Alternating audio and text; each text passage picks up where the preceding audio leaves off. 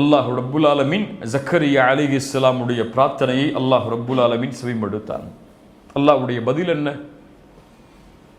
இப்படி ஒரு வயதான ஒரு நபி, நரம்பெல்லாம் தளர்ந்து விட்டது, தலைமுடி எல்லாம் நரைத்து விட்டது, குழந்தை பெற்றெடுக்கக்கூடிய பாக்கியம் இல்லை அவர்களுடைய மனைவிக்கு.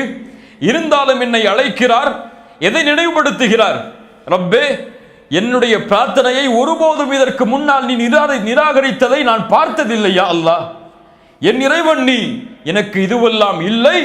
ஃபஹப்லி மின் லதுன்க வலியா, எனக்கு ஒரு குழந்தையை, எனக்கு ஒரு வாரிசை கொடு யா அல்லாஹ். இந்த பிரார்த்தனை எமக்கு எதை பாடமாக தெரிகிறது? யாரா சொல்லுங்க. யகீன். ஓகே, அப்புறம் யாராவது பின்னாடி?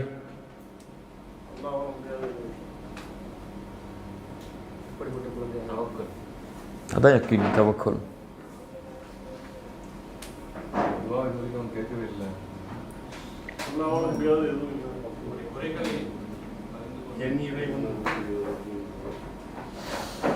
அல்லாஹுவை அழைப்பதற்கு காரணங்கள் தேவை கிடையாது. இது இருந்தால் தான் அல்லாஹுவை அழைக்க முடியும். இது இல்லை என்றால் நான் எப்படி அழைப்பது? எனக்கு ஒரு தொழில் இருந்தால்தான் நான் என்னுடைய வாழ்வாதாரத்தை உயர்த்தி அல்லாஹ்விடத்தில் கேட்க முடியும். நான் எப்படி இந்த நேரத்தில் அல்லாஹுவை கேட்பது? எனக்கெல்லாம் எப்படி இப்படி தொழில் அமையும்? எனக்கெல்லாம் எப்படி இப்படி வருமானம் அமையும் என்ற தன்மை முஃமின்களுடைய உள்ளத்தில் இருக்கக்கூடாது. காரணங்கள் இல்லாமல் அல்லாஹ் ரப்புல் ஆலமீன் அனைத்தையும் கொடுப்பதற்கு ஆற்றல் உள்ளவன். மரியம் அலைஹிஸ்ஸலாம் அவர்கள் அல்லாஹ்விடத்திலே உணவை அல்லாஹ் ரப்புல் ஆலமீன் அவர்களுக்கு கொடுத்தான். காரணம் இருந்ததா? பூமியிலிருந்து விளைந்ததா? அது கிடையாது. ஜக்கரியா அலைஹிஸ்ஸலாம் அல்லாஹுவை அழைத்தார்கள். அவர்களுக்கு காரணம் இருந்ததா?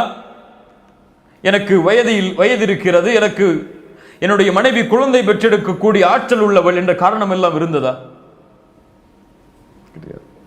அல்லாஹுடைய நபிமார்களுடைய வரலாறு அதைத்தான் நமக்கு உணர்த்துகிறது. இப்ராஹிம் அலைஹிஸ்ஸலாம், நெருப்பு அதனுடைய தன்மை என்ன? தன்மை என்ன? எதை போட்டாலும் சுட்டரிக்கும். இப்ராஹிமுக்கு தெரியும் இந்த நெருப்பு சுட்டரிக்கும் என்று. ஆனால் வீசப்படும் பொழுது எதை நம்பிக்கை வைத்தார்?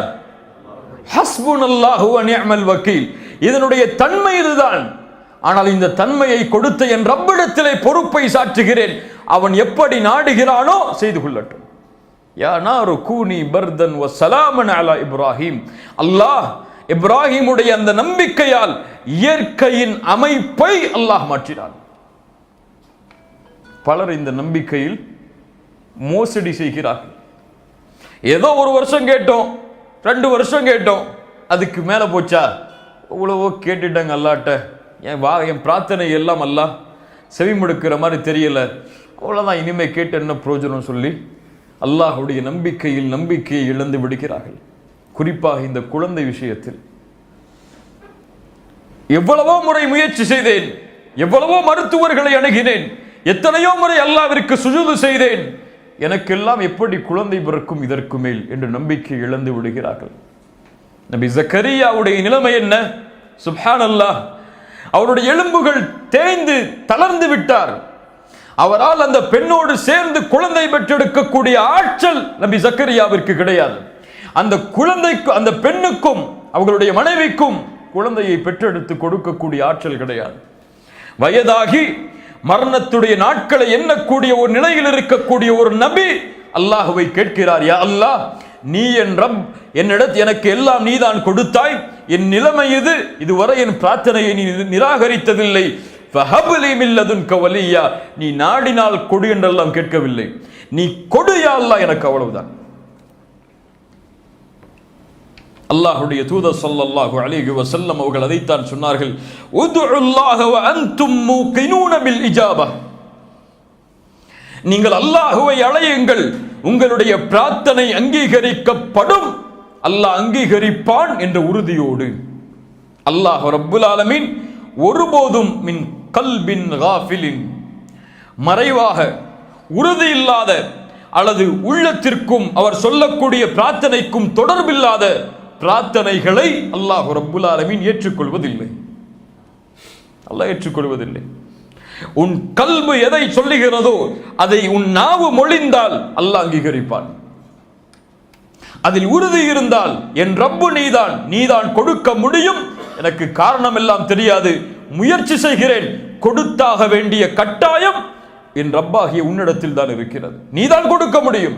அல்லாஹ்வை உறுதிப்படுத்துங்கள். யா அல்லாஹ் நீ கொடு கொடு கொடு, நீ கொடுக்க முடியாது, நீ நாடினால் கொடு, நீ நாடவில்லை என்றால் கொடுக்காதே என்ற வார்த்தை எல்லாம் பிரார்த்தனையில் வரக்கூடாது என்பதைத்தான் ஜக்கரியா அலைஹிஸ்ஸலாம் அவர்களுடைய இந்த துஆ எமக்கு கற்றுத்தருகிறது. அல்லாஹ் ரப்புல் ஆலமீன் இந்த வசனங்களில் பாடம் பெறக்கூடிய மக்கள்